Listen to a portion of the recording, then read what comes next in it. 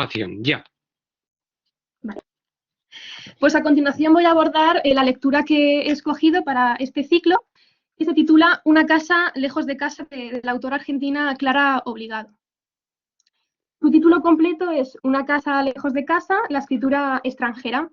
Es un libro breve, tiene 120 páginas, pero no por ello no merece un análisis exhaustivo, que es lo que vamos a hacer a continuación. Lo que más me ha interesado de este libro es el hibridismo y las preguntas que me han surgido después de su lectura. Y en este punto ya voy a adelantar algunas cuestiones, aunque luego las abordaré con mayor profundidad. Es una novela dual, un libro dual, en cuanto al género literario, ensayo y narrativa, en cuanto al propio contenido, autobiografía y ficción, en cuanto a la distribución en capítulos, que se corresponde casi exactamente con el propio título, en casa y lejos de casa. Es dual en el espacio por esa oscilación entre Buenos Aires y Madrid, y en el tiempo porque esos dos capítulos y esos dos lugares se corresponden con dos marcos temporales acotados. 1950-1976 en Buenos Aires y en la primera parte, y 1976 hasta la actualidad en Madrid y en lejos de casa. Es decir, desde su nacimiento hasta su exilio y desde el exilio hasta el presente. Y al tratarse de una obra con un claro componente autobiográfico, voy a tratar de referir algunas referencias exclusivas a su actividad literaria y profesional. Clara Obligado nació en Buenos Aires en 1950 y se licenció en la Universidad Católica Argentina en literatura. En 1976 se exilió en Madrid, donde vive en la actualidad, como consecuencia del golpe de Estado que dio comienzo a la dictadura argentina, conocida como el proceso de reorganización nacional. Aquí en España impartió algunos de los primeros talleres de escritura creativa de manera independiente y asociada a algunas instituciones, llegando a fundar incluso su propio taller en 1978. Referir todas las publicaciones de Clara Obligado nos ocuparía demasiado tiempo, y creo que es mucho más interesante destacar aquellos reconocimientos o aquellas obras que han sido galardonadas, aun con el riesgo de dejarme en el tintero algunos títulos fundamentales. En 1996, su obra La hija de Marx recibe el premio Lumen. En 2012, el libro de los viajeros equivocados, el premio Setenil. O en 2015, Petrarca para viajeros, el premio Juan March, sencillo de novela breve. La vinculación de Clara Obligado con Madrid, y más concretamente con la Universidad de Alcalá, es muy estrecha y además bastante habitual. No sé si ahora mismo en esta plataforma, si está Paula, está Enrique, pues aparecen estas personas mencionadas en la diapositiva, y seguro que conocéis mucho mejor la obra de Clara Obligado, mejor que yo. Y por supuesto todas las aportaciones y comentarios serán más que bienvenidos al final de la exposición. Realmente cuando propuse a Fernando este libro para comentar, no sabía que ya había sido una autora tan solicitada, pero por ello mismo habréis podido leerlo y será mucho más interesante. Ya en noviembre, el Club de Lectura Historias de Allá organizó una sesión dedicada al libro de los viajes equivocados, que ya he mencionado, y días más tarde presentó Una casa lejos de casa en la madrileña librería Alberti. Continuando con la Universidad de Alcalá, asistió a un encuentro con alumnas del máster, y ya en los últimos días de 2020 fue entrevistada en la revista Contrapunto, que seguro que conocéis o sois asiduos a ella. Ahora sí, con este recorrido muy rápido y muy breve por Clara Obligado, voy a centrarme en el análisis del libro que nos ocupa, Una casa lejos de casa. Desde la narratología tenemos que hablar de una narradora que dice en primera persona, esto es homodiegética. Y por lo tanto el supuesto personaje, si es que hablamos de una obra narrativa, coincide con la identidad de la narradora. Ahora bien, comentaba al principio que este es un libro que me ha despertado dudas, y una de ellas hace referencia a la caracterización de esta narradora como extradiegética o intradiegética, también en relación con el género al que pertenece la obra. Por un lado, podemos admitir que es una narración dirigida a unos lectores externos. Por otro lado, si sirve de diario, son unas reflexiones personales, el discurso estaría dirigido a la propia persona que escribe y sería, por lo tanto, intradiegético. Yo no lo tengo nada claro y por eso planteo esta cuestión. Además, a favor de la narradora intradiegética, he seleccionado estas citas donde la autora dice que se cuenta a sí misma una serie de reflexiones, de sucesos, y escribe para intentar comprender el pasado, como una especie de escritura terapéutica o de comprensión. Y dejo abierto el debate para quien quiera contribuir a estos planteamientos posteriormente. Por otro lado, desde el contar, no hay duda de que es una narradora omnisciente, en tanto que son unas memorias y habla de lo vivido. En cuanto al grado de confianza del lector, desde ese hablar del narrador, también introduzco unas interrogaciones, y perdonad por estos dilemas que me han surgido, pero de verdad que es un libro que suscita muchas dudas y precisamente por eso me ha gustado tanto y quería compartirlo con vosotros. ¿Por qué cuestiono que sea una narradora fiable? Porque ella misma declara sus dudas a la hora de reproducir su testimonio. Confiesa que utiliza la ficción y que funde y confunde, precisamente por la distancia temporal desde la que recuerda que provoca que los hechos se diluyan. Sin embargo, yo no me atrevo a afirmarlo porque personalmente no dudo de la veracidad de la autora ni desconfío de ella. De hecho, creo plenamente en su sinceridad y en este desnudo que hace de su propia vida y para mí sería confidente. Pero como todos los lectores somos diferentes, planteo la posibilidad de que alguien desconfíe de la verdad del discurso, además amparado por estas propias declaraciones de la autora.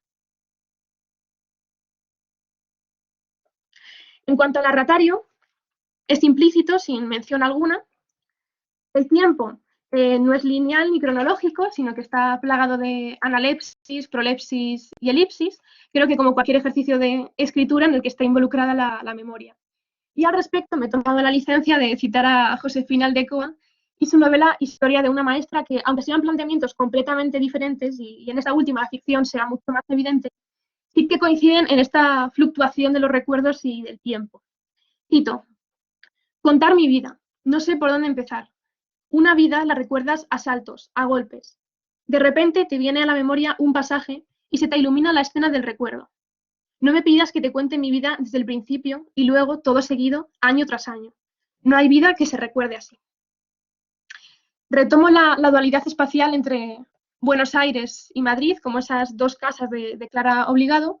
Y por último, en relación con los aspectos formales, lo más destacable a mi parecer son las frases cortas, concisas, pero cargadas de significado y rotundas, sentenciosas, y esa combinación de párrafos reflexivos o narrativos y de diálogos. A la hora de leer un libro, me parece tan importante la recepción que tenga como la propia creación, la intención autorial. Y gracias a la entrevista que he mencionado de la revista Contrapunto, he podido contar con esta valiosa declaración de Clara Obligado, que bajo mi punto de vista resume muchas de las cuestiones que me apetece tratar en los próximos minutos y que creo que son los puntos clave del libro. Leo: una casa lejos de casa lo escribí durante la pandemia, en el confinamiento. En 3 meses. Me lo pidieron y lo escribí. Entonces es un libro que no reflexioné mucho y salió lo que siempre hago. Una mezcla, algo híbrido. Una especie de novelita sentimental, casi, alguien que es una niña y termina siendo una mujer mayor. Con ese hilo narrativo, que es lo mismo que hago en mis libros de cuentos, fui mezclando el ensayo. Tiene bastante bibliografía. Es un libro muy teórico, en realidad, contado de manera amable. Quería ser sincera, pero no brutal. Eso es lo que costó, recorrer con una mirada crítica y honesta mi propia vida y la historia que viví. Dice lo que pienso. También aprendí que la verdad no se puede contar, nunca. En el libro hay solo una parte de la verdad. Podéis ver que no exagero este hibridismo y que la propia Clara Obligado lo confiesa. He señalado con diferentes colores aquellos asuntos que voy a comentar, es decir, el hibridismo del género, la memoria y la ficción, esa parte que se cuenta de la verdad y las propias referencias bibliográficas que utiliza la autora. Y para desarrollar estos aspectos he seleccionado una cita del propio libro a modo de introducción de cada uno de ellos para apoyarme todavía más en el texto. Mis ficciones también, de una manera pudorosa y secreta, son diarios. La autoficción y la hibridez entre géneros que ya adelantaba en las primeras diapositivas. Empiezo por este último aspecto y planteando la cuestión de la novela y o el ensayo. No he querido establecer una sola disyuntiva ni una copulativa porque la autora no lo hace. Como hemos visto deliberadamente, es mezcla de narración y de ensayo.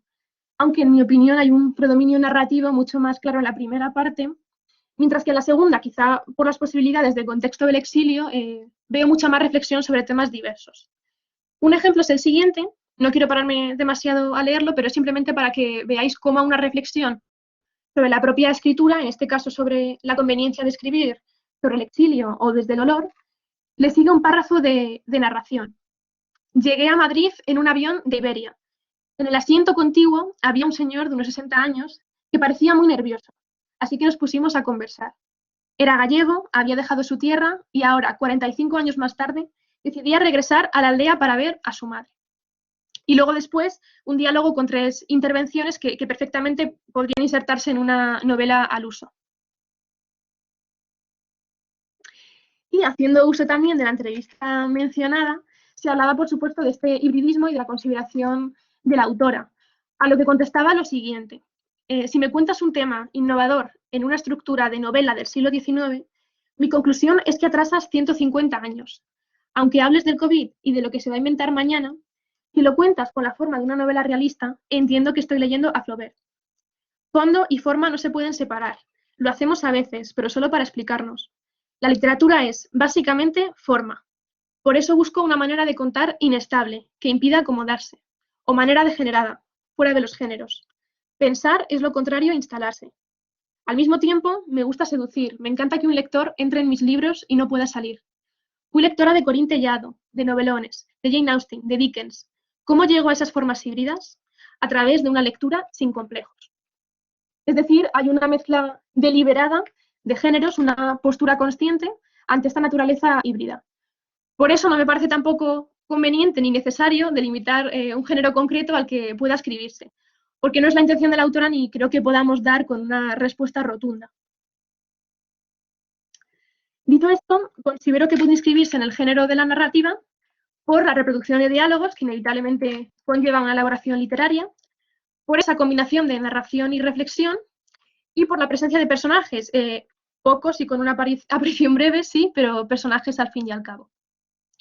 Asimismo, lo consideraría un ensayo por el carácter reflexivo y el tono de la autora, por la escasa presencia de un hilo narrativo claro, por el predominio de una única voz y por las declaraciones de la autora que plantean la inconveniencia de hacer ficción sobre un tema como el exilio.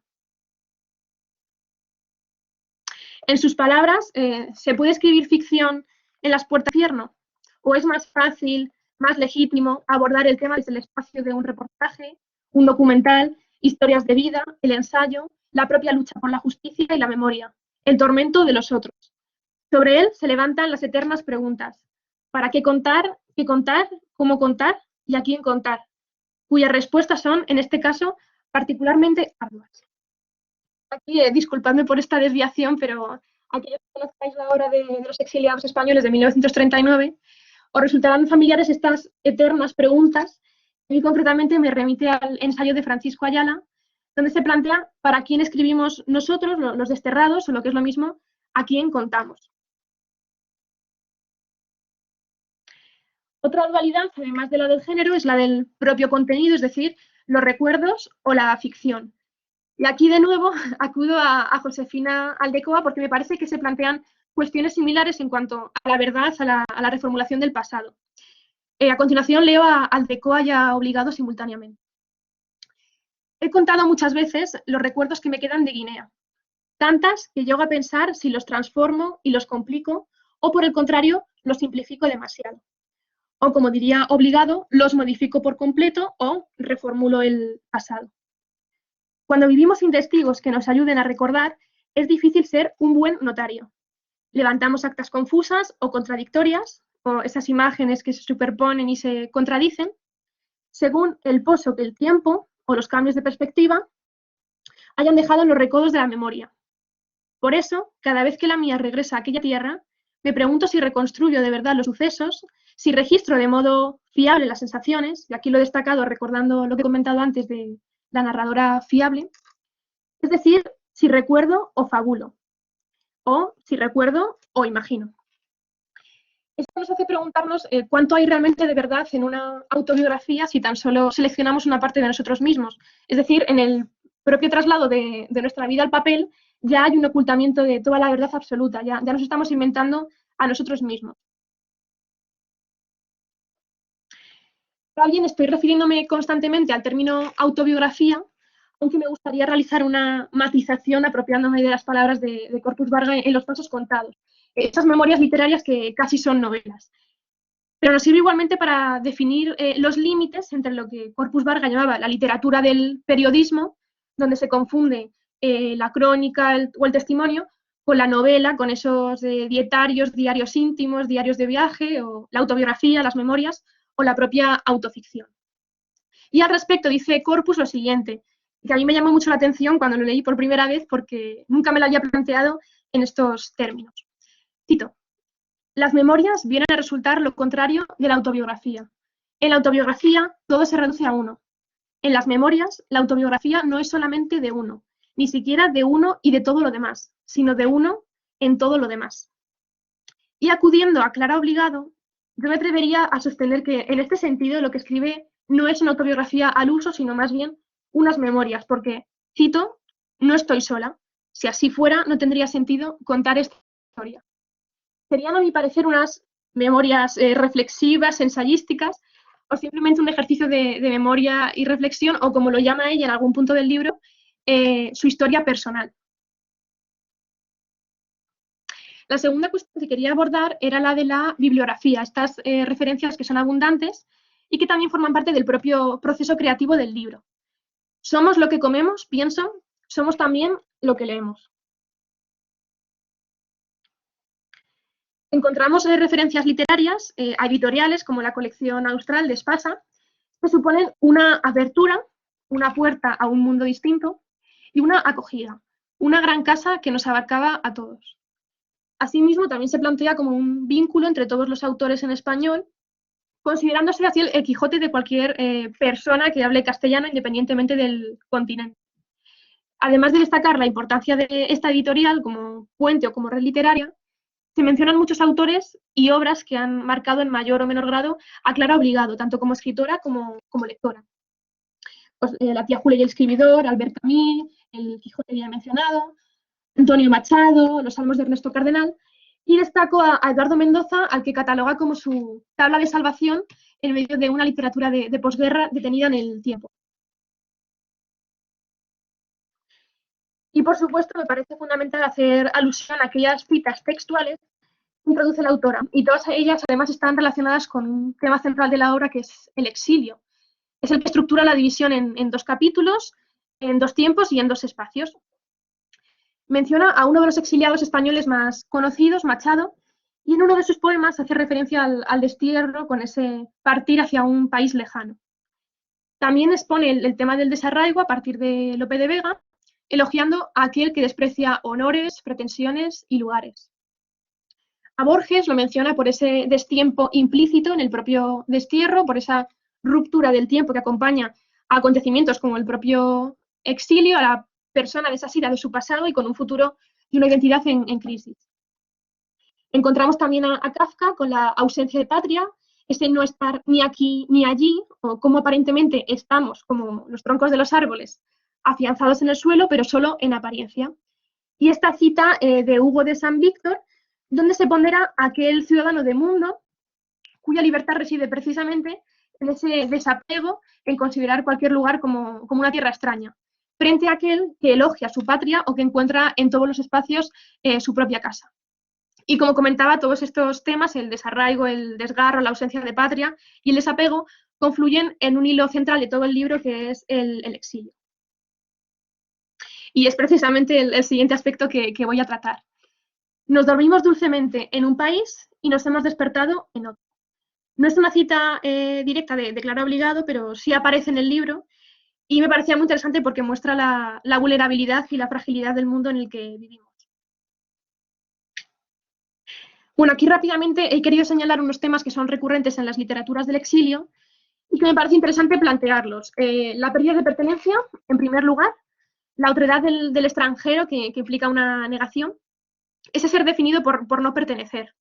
Y a ello se suma el regreso como el tópico general, el sueño de cualquier exiliado, y la adaptación como el destino de estos sujetos, la incorporación ante la indiferencia. Y por último, esa conexión que establece Clara Obligado con el exilio español de 1939, como un cruce de ida y vuelta sobre el mar, esa relación en sentido invertido.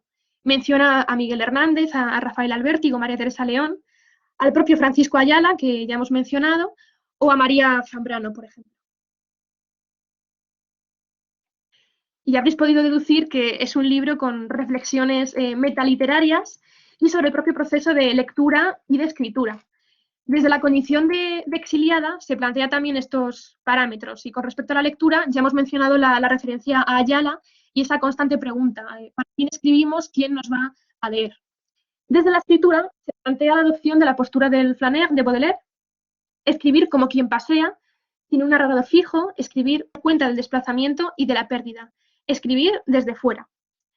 De tal forma que esa ausencia de pertenencia se muestra en el propio acto de creación, en la extrañeza y distancia que se toma. Y a modo de reconciliación, también se define el exilio como un gran tema literario, como fuente de inspiración y como una oportunidad para ejercer la profesión. Tanto que afirma que le debe al exilio esta mañana tranquila, este sol que está por la ventana, el cuaderno cuyos márgenes escribo, este oficio incierto, duro, apasionante. Y en cuanto a la recepción, la exclusión de una y otra literatura, del canon del país de origen y del país de acogida, es el limbo literario en el que se encuentra el escritor exiliado. Y teniendo en mente este estructurador vital y literario que es el exilio, quería abordar a continuación otros que considero interesantes. El primero de ellos es la lengua como frontera. Todo nos une, todo menos el idioma. En la primera parte, en casa, se menciona el inglés como la lengua de afecto, la lengua de la infancia, como esa frontera entre la niñez y la madurez. Y se hace referencia al desplazamiento del guaraní, considerado como una frontera entre clases, entre registros y entre diferentes orígenes, porque son las criadas en la cocina quienes hablan esta lengua frente a la familia en la mesa que habla sobre política en francés. Por el contrario, en Lejos de casa se alude a una única lengua, el castellano, y a su falsa proximidad entre la variedad peninsular y la rioplatense en este caso. Se habla de una traducción del castellano al castellano y de la condición de extranjera en su propio idioma. Y he querido destacar este fragmento porque se aprecia, además del límite y de las confusiones lingüísticas, esa dualidad entre reflexión y narración, porque en el primer párrafo se divaga sobre las dificultades de comprensión y expresión entre variedades de una misma lengua. Esto no se dice así, el castellano de Valladolid es el mejor, los gallegos tienen mucho acento, los andaluces sean. Normalizar el idioma, considerar que algunos acentos son de segunda incluso dentro del propio territorio. Aprender a decir vale, vosotros, tú, tío. Conjugar de otra manera. Explicar lo que querías decir, no compartir el humor ni entender muchas cosas. Eso no se dice así, será en tu tierra. Tragicómico. Y seguidamente se plantea una anécdota para ejemplificar esta cuestión. En este caso, el referente panchitos en las salchichas o en los cacahuetes. Ya no me quedaba casi dinero para comer, pero mientras me despedía de mis últimas pesetas, decidí ir a la cervecería alemana a festejar mi ruina. Recorrí con el dedo la lista hasta encontrar algo nutritivo, contundente, barato, alegre, y señalé con esperanza panchitos, soñando con esas deliciosas salchichitas porteñas. Mostaza, pedí, y pan, pan. El camarero me miró sorprendido y me trajo un platito de maníes. Ya me gustaría terminar con la posición feminista de Clara Obligado y su reivindicación del papel de la mujer, como lo demuestra esta cita. Tardé años en apropiarme de un espacio masculino en el que me sentía como un polizón. Y lo he querido incluir porque en una sociedad patriarcal y en esa exclusión de la mujer de cualquier ámbito intelectual, en el siglo XXI y aún en el siglo XX, la condición femenina puede ser vista también como una frontera a la que se imponen unos límites afortunadamente franqueables. Y en este sentido, Clara Obligado, cito, como feminista y militante barrial, por las noches alfabetizaba y por las tardes imaginaba cómo cambiar el mundo. Elegir un destino, contradecir lo asignado, reformularlo. Crecer sin modelos, ser universitarias, trabajar, el siglo XXI. Hay un abismo insalvable entre nosotras y las generaciones anteriores. Me hubiera gustado tener más tiempo para hacer las paces. Y además de estas limitaciones en el ámbito intelectual, se plantea a la mujer como lectora y como escritora. Como lectora se alude a la existencia de unos libros, sobre todo en el boom literario, que no incluyen a la mujer o si la incluye son bajo una perspectiva patriarcal que considera a una lectora hembra pasiva. Y ya de antemano considerar que hay una literatura masculina y otra femenina a mí me convence poco o nada y es precisamente lo que aborda Clara Obligado en el último fragmento.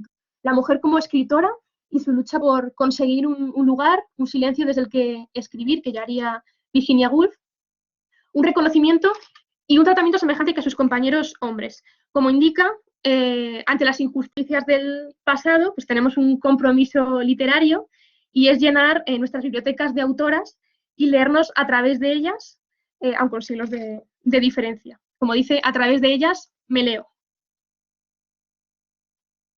Y recojo ya las conclusiones. En esta exposición lo que he pretendido es demostrar la importancia de términos como frontera o dualidad en Una casa lejos de casa de Clara Obligado. Me parece que son las cuestiones más recurrentes y ante la falta de algunos parámetros narrativos como personajes o un hilo narrativo más evidente, he considerado lo más oportuno realizar este recorrido por el hibridismo, la coralidad y la promiscuidad lingüística, por esta escritura bastarda y babélica.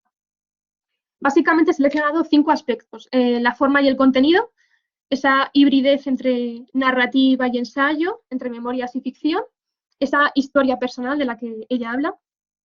También a partir de las lecturas y de las referencias literarias variadas, híbridas y que condicionan la identidad del lector y del autor.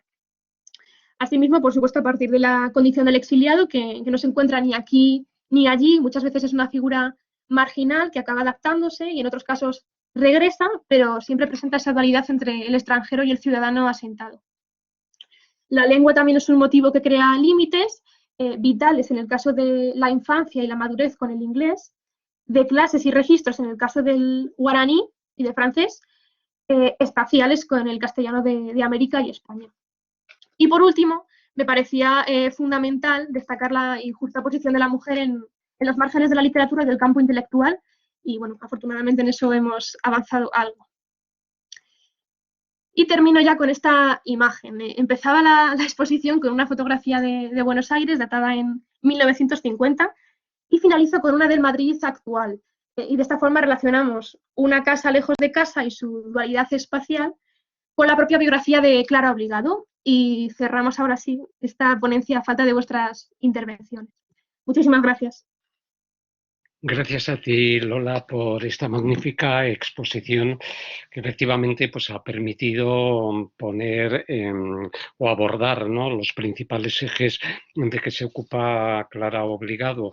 Y como vemos, es un libro muy breve, un libro que, como ella señala, escribió en 3 meses porque se lo pidieron, pero en donde acumula todo ese cargamento de reflexiones que sobre la vida, la condición del exilio, la propia escritura, el valor de la lengua, pues ha ido reuniendo en un itinerario muchas veces bastante difícil y penoso, porque ella da cuenta de circunstancias realmente adversas a las que se ha tenido que enfrentar. Ahí está la anécdota, ¿no?, que a mí me llamó muchísimo la atención del regalo, ¿no?, que tuvo que hacerle a su hija de 1 año porque no había no tenía apenas medios económicos para subsistir, y luego, como pasado el tiempo, pues bueno, lo recordaban ambas ya en otras circunstancias. Es decir, no se trata de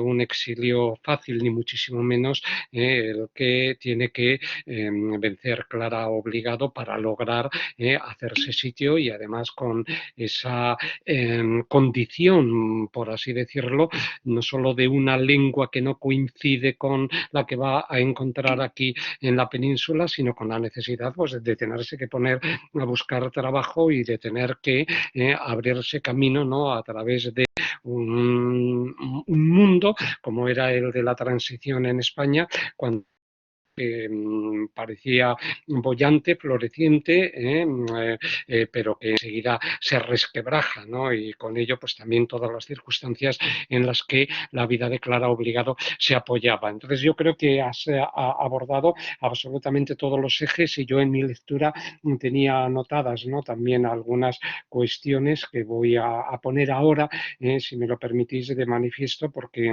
creo que son importantes. Yo le dije a Lola, una vez que leí el libro, que parecía que de algún modo venía a recorrer, no es que esté haciendo publicidad, ni muchísimo menos el programa que damos en la asignatura de segundo del lenguaje literario cuando nos ocupamos del discurso narrativo, y es que es de cajón, quiero decir, que estamos ante una persona que ha empujado, que ha creado, ¿no? Que ha auspiciado los talleres de creación literaria, que los ha dirigido y indudablemente pues está hablando, ¿no? De todo lo que la narratología pone en juego. Así que en ese sentido, el arranque de la exposición de Lola, poniendo de manifiesto algunas de las líneas del análisis del discurso narrativo, buscando las voces narrativas, los ejes de tiempo y espacio y todos esos aspectos, pues son pertinentes para intentar averiguar a qué tipo de género o de modalidad podría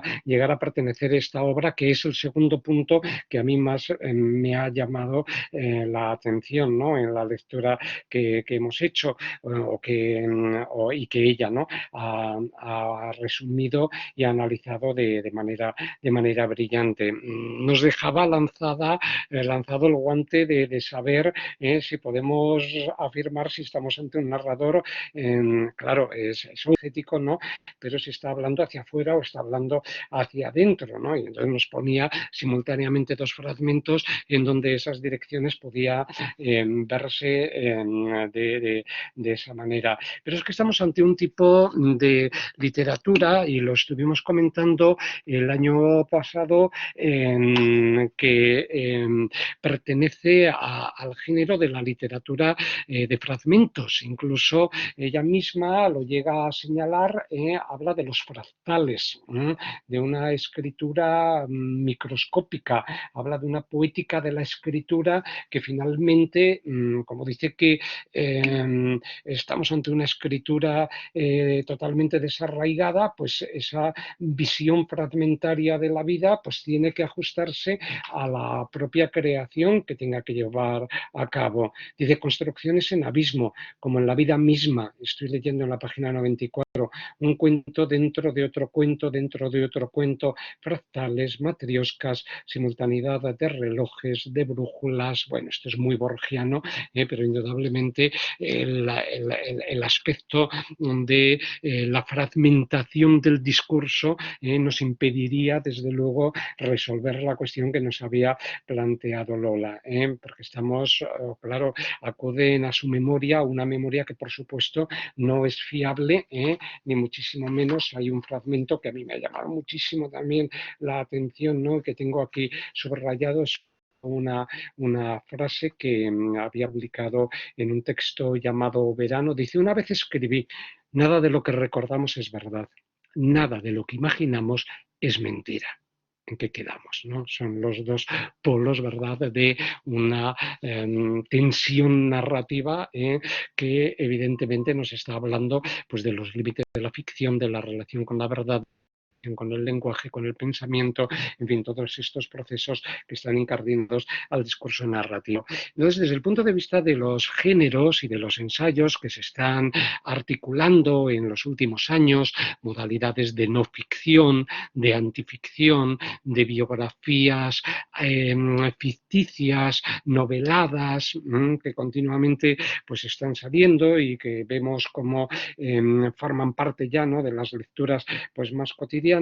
Yo creo que esta obra se inscribe, ¿no?, dentro de ese desarrollo, y quizá la propia autora, siendo consciente de el proceso, ¿no?, textual en el que se ve embarcada, llega un momento en que intenta buscar un nombre, un término para definir la obra que está ofreciéndonos. Y es justamente cuando está discutiendo los límites de la ficción y cuando está señalando: a mí la no me sirve para poder contar la experiencia del desarraigo de estos 30 años de exilio y de todas las dificultades a las que me he tenido que enfrentar. El dolor del exilio no puede traspasarlo a la ficción, aunque como ella señala, pues conoce a otros autores también hispanoamericanos, ¿no?, que sí que han logrado de algún modo distanciarse, y por ejemplo, pues el caso, pongamos, de Isabel Allende, o la muerte de su hija Paula, cómo logra Isabel Allende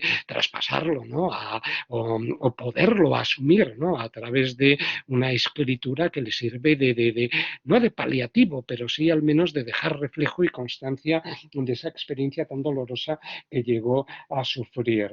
Pero dice Clara Obligado, y yo en ello estoy totalmente de acuerdo y creo que, en fin, sería un punto para discutir, en la página 42, la ficción implica distancia, para poder construirla, articularla como queráis, es decir, para que este sea objetiva, sea verosímil, para que sea creíble, indudablemente.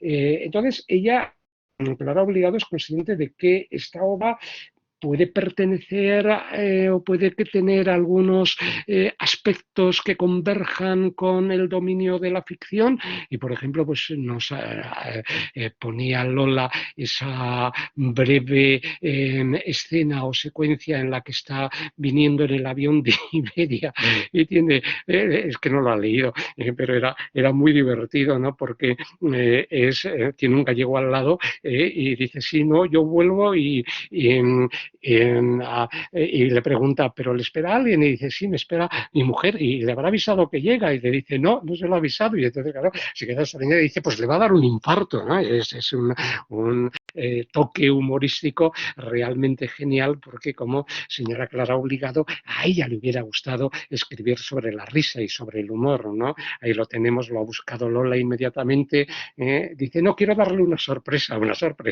lo que le va a dar es un infarto, ¿no?, con una sorna y una gracia, desde luego, inigualables. No me extraña que tenga tanta devoción por Eduardo Mendoza, Clara Obligado, porque es posiblemente de todos los autores de la última, de la última, iba a decir, ¿no?, del último periodo, desde la transición hasta nosotros, que ha abordado el humor, ¿no?, de una forma más certera, ¿no?, en este sentido. Bueno, lo que os quería decir, porque voy saltando de un tema a otro, y soy yo también un poco, estoy construyendo un discurso fractal, quizá después de leer y de releer el libro de Clara Obligado, la cuestión de género, ¿no?, porque me parece muy importante, aunque no tengamos todavía una perspectiva temporal lo suficientemente amplia como para poder acotar, ¿no?, con categorías que tampoco son necesarias, pero bueno, de algún modo las obras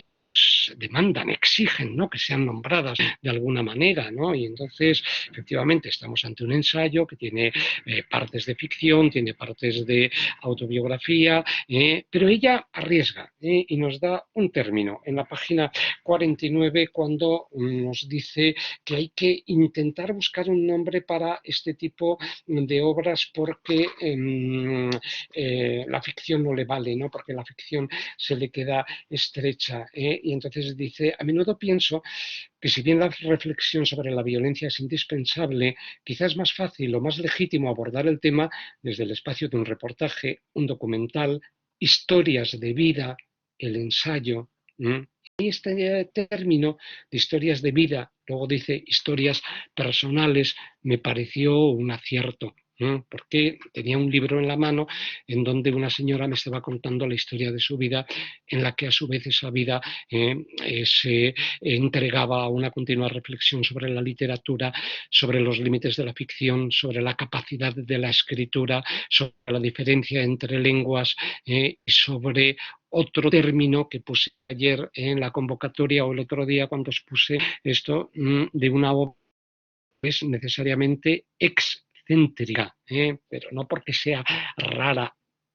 extraña, sino porque quiere romper, ¿no?, todas las ataduras fijadas por los cánones literarios, ¿no? Y entonces quiere romper esa línea de la centralidad de lo que puede contar con una autoridad que lo respalde, y quiere hurgar, ¿no?, en otros rincones pues, de la conciencia de los autores o de los lectores, y para ello tiene que irse necesariamente a los márgenes en los que se encuentran precisamente los exiliados, y los exiliados que además se encuentran exiliados en su propia lengua. Y digo ya esto, me voy a callar porque si no voy a hablar más que Lola, ¿no? Y hay personas que van a querer intervenir, porque mañana, y así ya uno con la intervención que Paula va a dirigir en el ciclo con Newman, Andrés Newman nos planteaba lo mismo en un viaje a Argentina, ¿no? Es decir, cómo él se sintió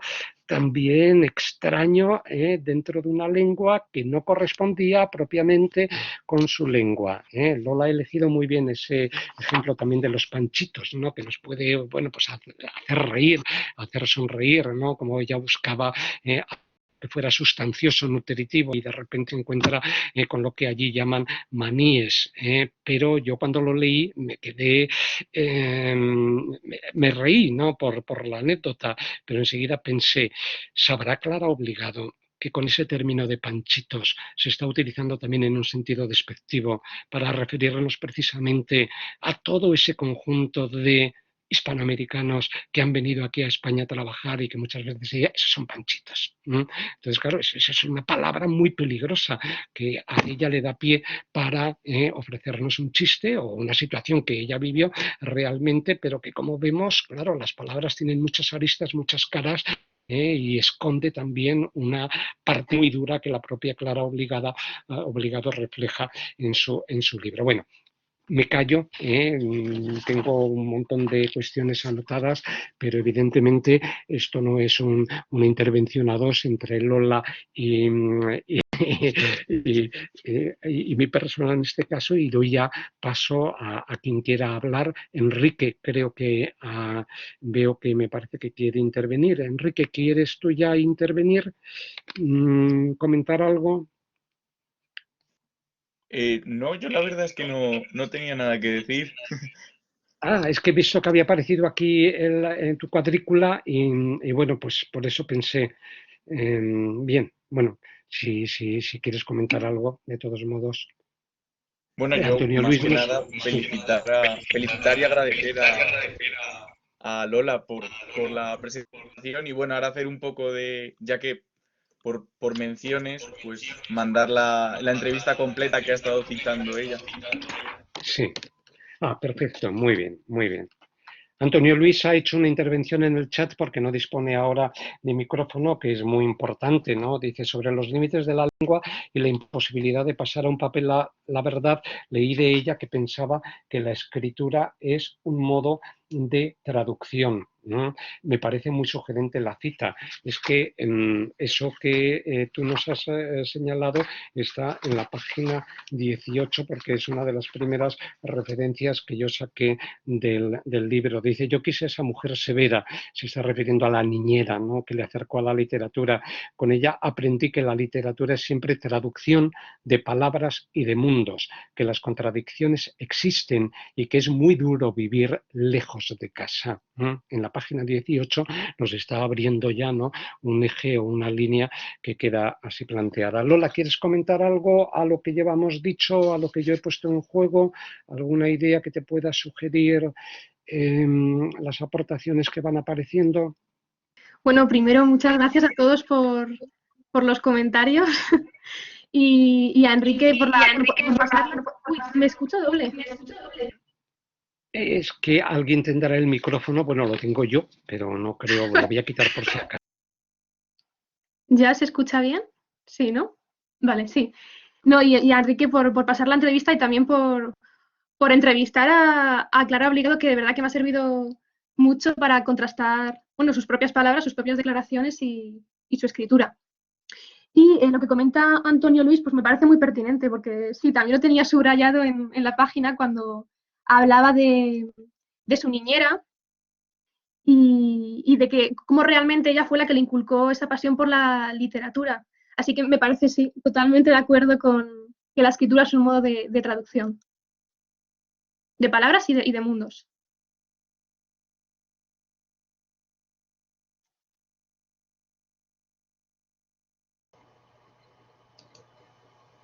Hay otra cuestión que se aborda en el libro y si de momento nadie interviene, la, la dejo, la dejo, la dejo caer. Fernando va a intervenir. A ver, No, pero termina, Fernando. Fernando, termina. Sí, casi te la iba a plantear yo a ti, porque como sabía que estabas ahí, pues me has debido de leer el pensamiento. Y como eres tan buen conocedor de la literatura argentina, del mundo en el que estás haciendo tantas investigaciones, ¿no? Y que cuentas con estas becarias, ¿no? Tan activas, ¿no? En su desarrollo. Hay una, en la página 60, cuando está hablando, y lo ha comentado Lola, del problema que se enfrenta también, claro, obligado, ¿no? A su propia naturaleza femenina, ¿no? El hecho de intentarse abrir camino en esos momentos, pues bueno, eran realmente complicados, ¿no? Y de repente ella dice, y el boom, refiriéndose a la novelística hispanoamericana, ¿no? Que había aniquilado en Latinoamérica la escritura de las mujeres. Arrasó también casi por completo con cualquier otra poética posterior. Entonces, claro, yo me quedé pensando y digo, bueno, a ver, cuando yo tenía la edad, ¿no? de estos alumnos que tenemos ahora aquí, ¿a quién estábamos leyendo? Esto que llevábamos el boom de García Márquez, Vargas Llosa, en fin, Alejo Carpentier, todos estos autores. Y estaba yo pensando, ¿habría alguna mujer que leíamos entonces que proviniera de ese mundo? Y la verdad es que costaba, ¿no? Encontrar, bueno, Isabel Allende, que lo he mencionado hace un momento, pero es más tardía. Ahora, claro, gracias a Dios, las cosas son muy otras, ¿no? Y el otro ciclo que estáis organizando, que se organiza Enrique Álvarez, así lo está demostrando. ¿Qué piensas sobre esto, Fernando? Bueno, que no a ver, yo, o sea, la denuncia que hace es evidente. El boom Sí. hay que verlo como una, y ya lo ve también en el libro, como una operación. Porque yo creo que en este libro todo es una dialéctica entre integrados, entre el centro y los márgenes, ¿no? Entonces, en torno a esta estructura yo creo que se organiza toda su reivindicación acerca del lenguaje y la comunicación, acerca de la historia de la literatura, del sistema literario, y también ahí entra lo del boom. Y bueno, creo que es difícil, es irrefutable que era digamos, una estrategia, toda una organización para aprovechar industrialmente a escritores con mucho talento, pero con un número de escritores muy, muy selecto que iba bien a la moda de ese momento. Creo, no sé si recuerdo, no sé si ya lo menciona, el caso de Rosario Castellanos, que es una excelente escritora mexicana que podría haber hecho parte del boom, pero también muchos otros escritores que no se acomodaban a lo que era una moda literaria. O sea que, sí, claro, eso creo que es difícil de refutar esto, ¿no? Pero, claro, yo me he quedado pensando en lo que, me dejéis seguir, en lo que decía Lola acerca del ensayo, o el texto, que todavía, la otra cosa que quiero hablar es del género, ¿no? Que el texto claro, está planteado siempre en torno a dualidades, ¿no? Y creo que es verdad, ¿no? Vamos, ya la misma estructura en casa, lejos de casa, ¿no? Con esas dos partes, es muy clara, ¿no?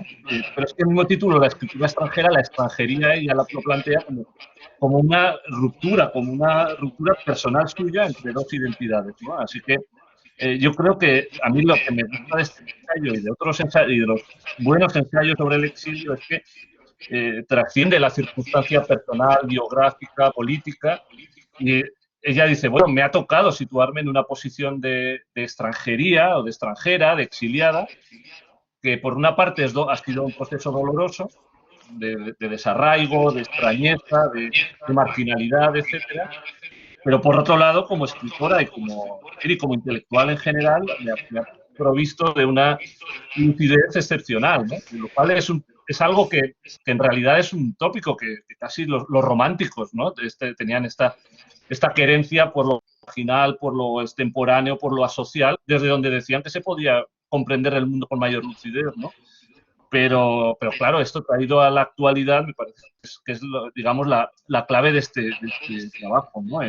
Y desde ahí ver el lenguaje, el problema del colonialismo, del sistema literario, de la proscripción de la mujer, en fin, todas estas cuestiones, pues me parece que ella creo que lo agradece en cierta medida a eso tan doloroso que ha sido el exilio para ella, ¿no? Y en cuanto al género, yo creo que dentro de las escrituras del yo, a mí personalmente las que más me interesan y de las que más me están gustando últimamente, yo creo que son esas que yo creo que se acercan a lo que se podría llamar el género de la confesión, ¿no? Es decir, una autobiografía en la que lo fundamental no es narrar lo que le ha ocurrido al yo, que narra lo que le ha ocurrido en la realidad, de ahí el pacto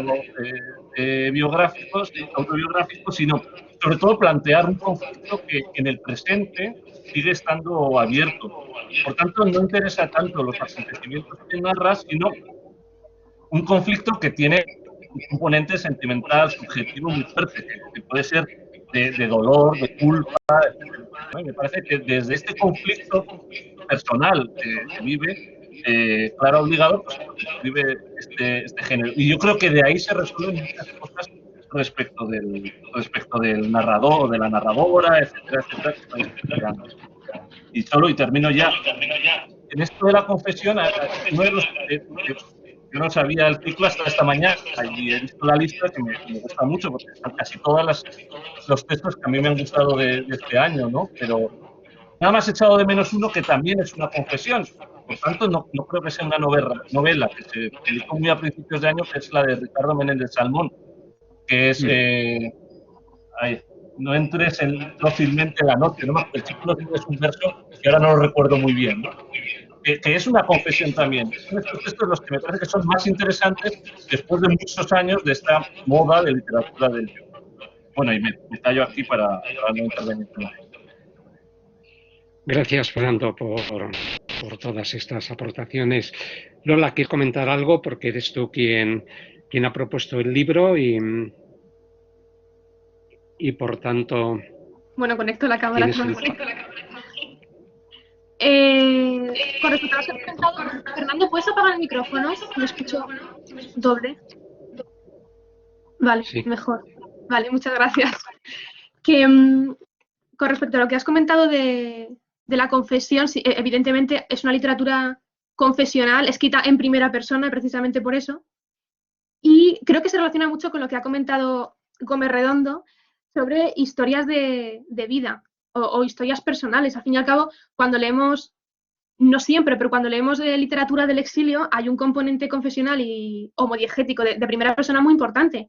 Y a mí lo que me ha gustado de esta obra es, como has comentado, que trasciende, digamos, la posición individual o la experiencia propia, y hay ciertas generalizaciones que a mí me han recordado mucho a la obra de los exiliados, como he comentado, del 39, como Francisco Ayala, pero que posiblemente podría extenderlo a muchos otros, ¿no? Son reflexiones que además nos ayudan mucho a trabajar sobre cuestiones del exilio, precisamente por esas confesiones.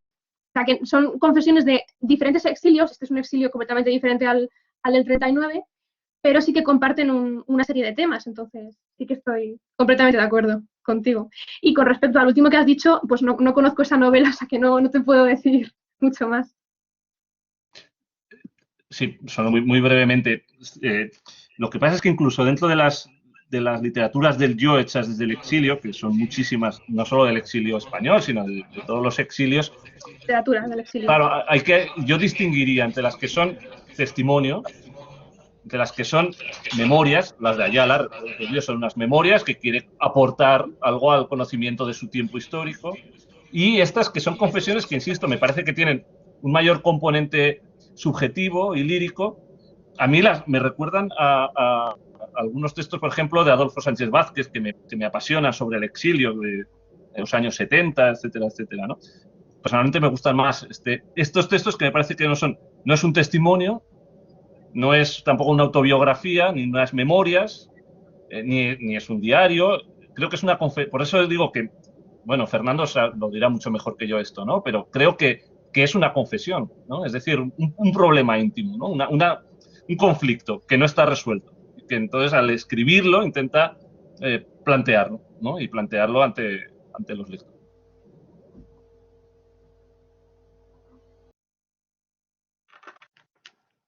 Sí, Concha.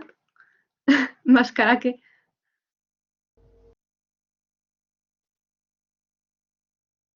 Sí, Concha, puedes intervenir cuando quieras, porque veo que tienes la mano levantada. ¿Le das al micrófono verde que tienes abajo? ¿Se me oye? Perfectamente, Concha. Me ha interesado mucho lo que has contado, pero hay un tema que me ha interesado especialmente y bueno, pues tengo alguna duda porque la verdad es que no he leído el libro y es el tema del lenguaje como frontera. No lo llego a entender bien porque es el hecho de que compartiendo la misma lengua, eso pueda constituir una frontera. Aparte de la anécdota que habéis contado de los panchitos, yo no sé si hay algún factor más que le haga a ella sentirse de esa manera. El hecho de que ella tenga un acento, obviamente, le hace sentir diferente y es por eso por lo que habla de esa frontera, de esa distancia. Y luego otra pregunta, algo que no he entendido muy bien es el conflicto del inglés en su infancia. Algo que se ha comentado. No sé si en su casa se hablaba inglés, por qué motivo se hablaba inglés, si podías aclarar eso un poco a modo de curiosidad. Y bueno, simplemente era eso, porque entiendo que puede haber una frontera cuando hay una falta de comunicación, si tú te vas a un país en el que no compartes la misma lengua, pero compartiendo la lengua, el hecho de las diferencias entre la forma de hablar de Argentina y la nuestra, yo la puedo ver más anecdótica que otra cosa, entonces no entiendo muy bien el conflicto. Simplemente eso, gracias. Vale, gracias a ti. Yo con conflicto, más allá de estas anécdotas de comprensión, ¿no? O de que pueda diferenciarse el voseo, ¿no? Yo lo entiendo también como, al final la lengua es una marca de identidad, ¿no? Entonces, ella decía la escritura extranjera, ella se siente pues un sujeto marginal, no céntrico, entonces al final, si la lengua es una señal de identidad, te está marcando como exiliada, como argentina, frente a, digamos, al castellano peninsular, ¿no? Entonces, yo creo que no es tanto que también las dificultades que pueda haber a la hora de expresar y de que te comprendan, sino el hecho de que sea una señal de identidad, o sea, que te diferencie de los ciudadanos en este caso de Madrid, ¿no? Y que te haga ser la extranjera, la exiliada, frente a estos ciudadanos, estos locales, ¿no? Los ciudadanos locales. No sé si me he explicado. Sí, perfectamente. Y el tema que dijiste de lo del inglés en su... Sí, estoy buscando la diapositiva para poner el ejemplo, porque del ejemplo no me acuerdo. Lo del inglés alude en la primera parte, que es cuando narra su infancia, bueno, hasta que se exilia, aquí está. Se exilia porque el inglés era la lengua en la que le hablaba su niñera. Entonces, claro, se pone el francés que le hablaba en el colegio frente a el inglés que le hablaba en casa y era la lengua que a lo mejor le contaba cuentos. Vale, Entonces, es que pensé que quien hablaba inglés eran los padres en la casa familiar y por eso quería saber si, bueno, pues si los padres, ¿por qué hablaban inglés? Simplemente, eso era curiosidad. Sí, por eso dice lo de la lengua del afecto, ¿no? Porque es como que opone y la niñez con la madurez y en este caso también el entorno doméstico con el colegio en el que se hablaba en francés o incluso, como he comentado luego, en la mesa con los padres cuando hablaban, bueno, en este caso de política, pero sí, en la mesa familiar se hablaba de francés. Entonces se opone ese mundo infantil, literario con la niñera frente a el francés del colegio o de la lengua que hablaba con los padres. Muy bien, entendido, gracias. Nada, a ti. Proviene, Clara, obligado de una familia arraigada en la literatura.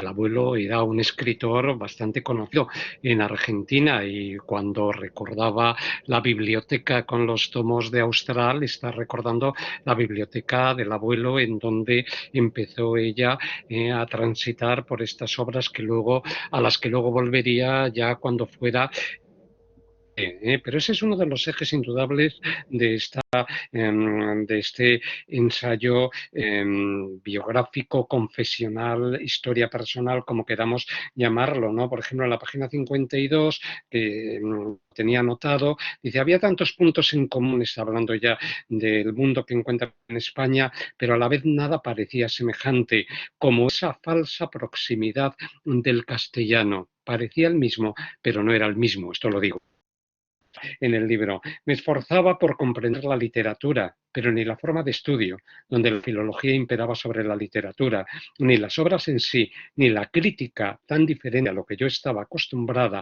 a leer, me resultaban familiares. Por tanto, claro, como dice Lola, es una cuestión de identidad lingüística más que del uso de unas palabras que, bueno, se puede uno traducirlas porque ya sabe que está en un ambiente y es como si nosotros fuéramos a Andalucía o fuéramos a Asturias, pues tendríamos términos que serían diferentes para designar las mismas cosas, ¿no? Y que a veces hay que traducir automáticamente, pero es una cuestión de la identidad lingüística, ¿no? De pensar en un sistema que parece que es el mismo, pero que es, sin embargo, extraño, ¿no? Y esa es sobre todo la diferencia que señala de la frontera de lengua. Fernando, ¿querías comentar, añadir algo?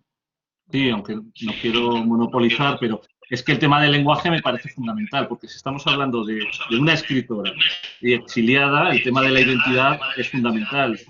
Por tanto, claro, estará obligado, viene a España y se entiende perfectamente, salvo cuestiones puramente anecdóticas como lo de los panchitos, se entiende perfectamente, igual que si nosotros vamos a Canarias o a México o a Argentina o a Andalucía, ¿no? Que no seamos hablantes. Ahora, una cosa es la lengua que nos permite una comunicación normal y otra cosa es la lengua de los afectos y la lengua en la que escribes, ¿no?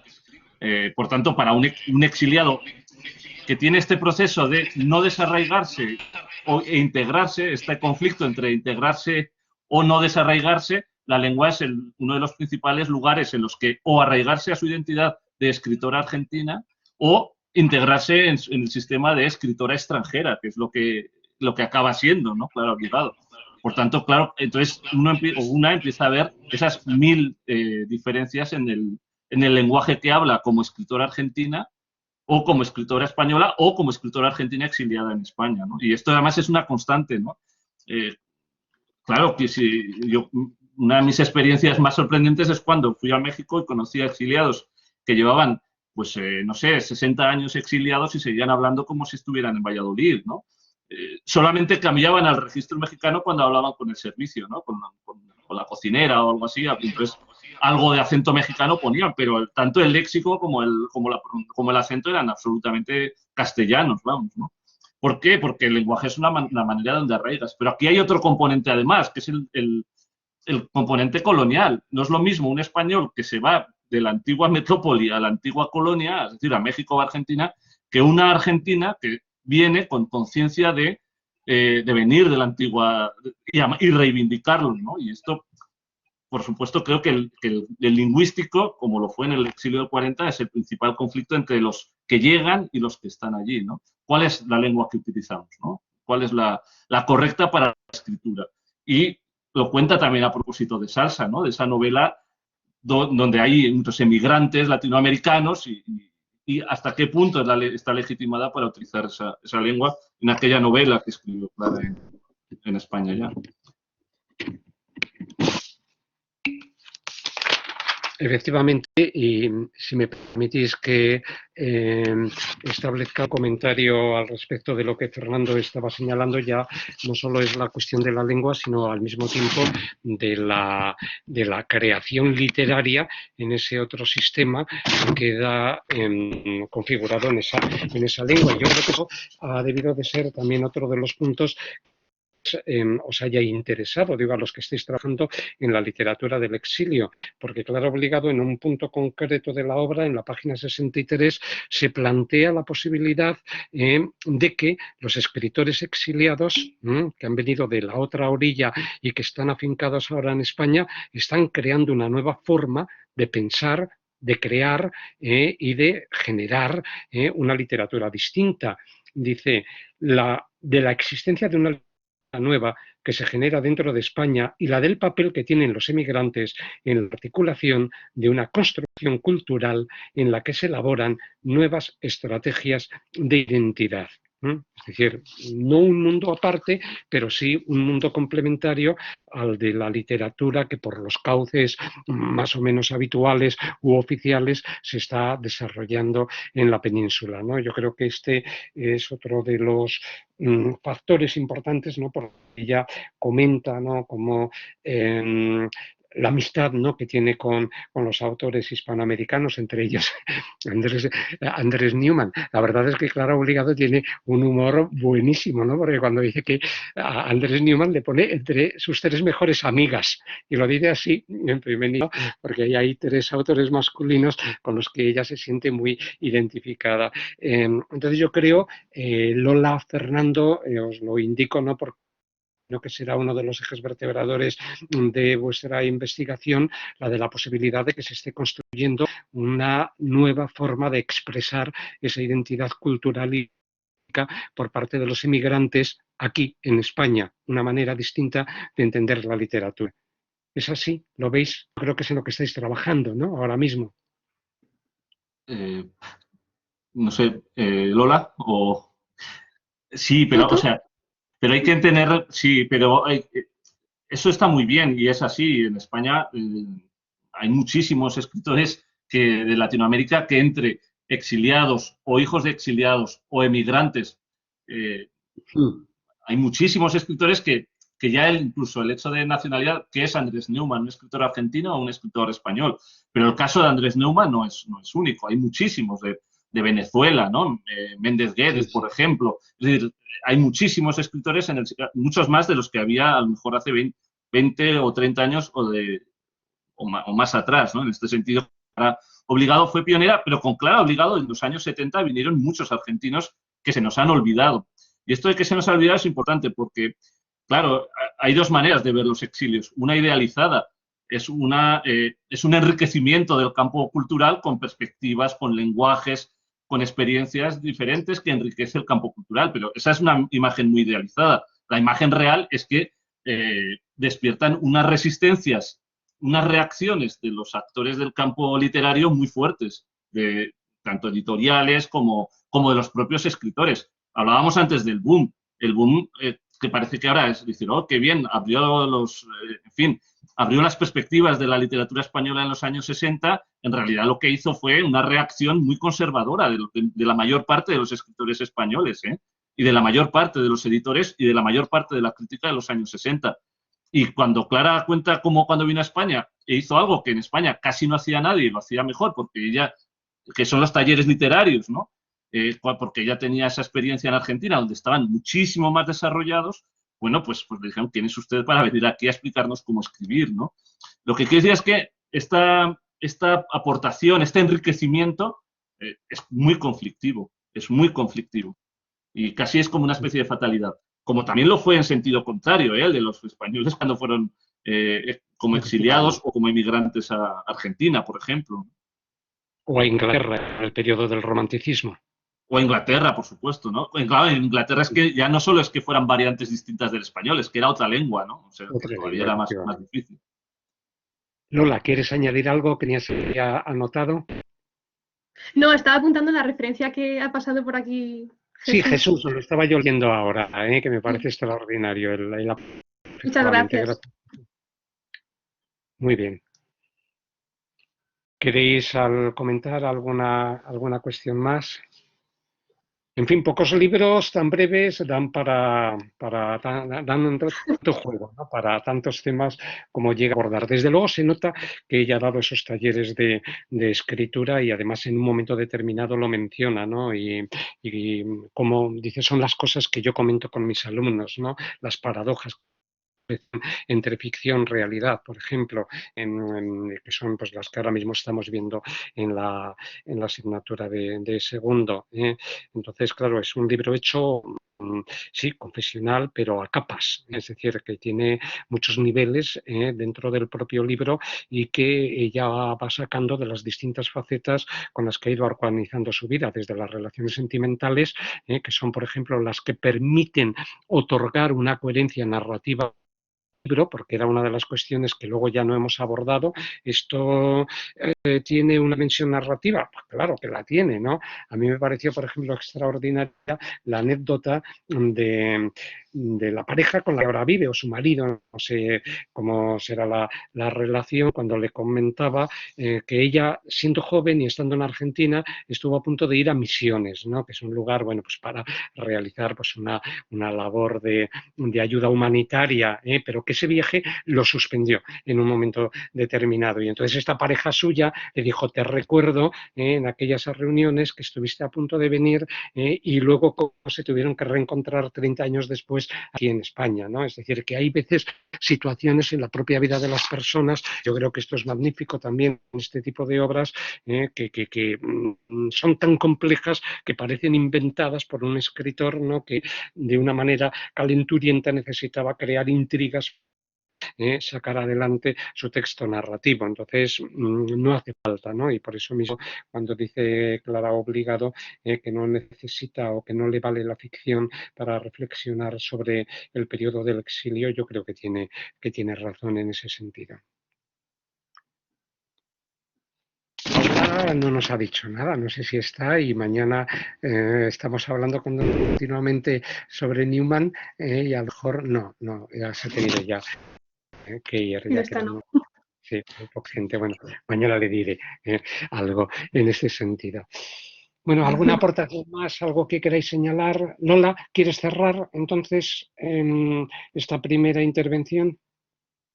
No, bueno, Fernando, simplemente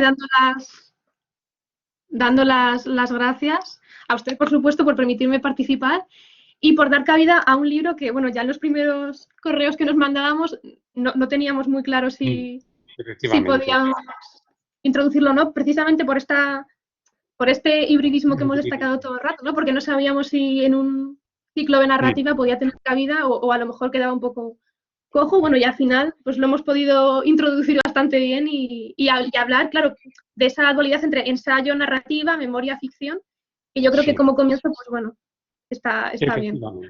Nos ha sido de proemio magnífico y de seguro que el resto del curso se apoyará en buena parte de los principios que hemos fijado hoy aquí, gracias a tu intervención y a las aportaciones de los presentes, ¿no? De Fernando, por supuesto, que sabe muchísimo de todas estas cuestiones y que yo le agradezco muchísimo que se haya asomado, ¿no? Y de las cuestiones pues, que Antonio Luis o Jesús, etcétera, nos han ido dejando en el chat. Así que si no tenéis ninguna, pues nos despedimos hasta la semana que viene, en donde vamos a cambiar de tercio radicalmente, porque nos vamos a sumergir en una de las mejores novelas, lo digo yo ya, porque me he leído casi todo de Rosa Montero, de esta autora por la que yo tengo una predilección extraordinaria. Y que, por cierto, si leyerais La loca de la casa, que es uno de estos textos de autoficción, encontraríamos muchos pasajes muy parecidos a los que Clara Obligado está poniendo aquí en juego. Así que con esto damos ya por cerrado, cierro la grabación. Gracias, Lola, por el esfuerzo y por A vosotros fijar, siempre. y por fijar este marco de apertura para el curso. Nos vemos el jueves que viene. Cierro ya entonces la sesión. Gracias a todos.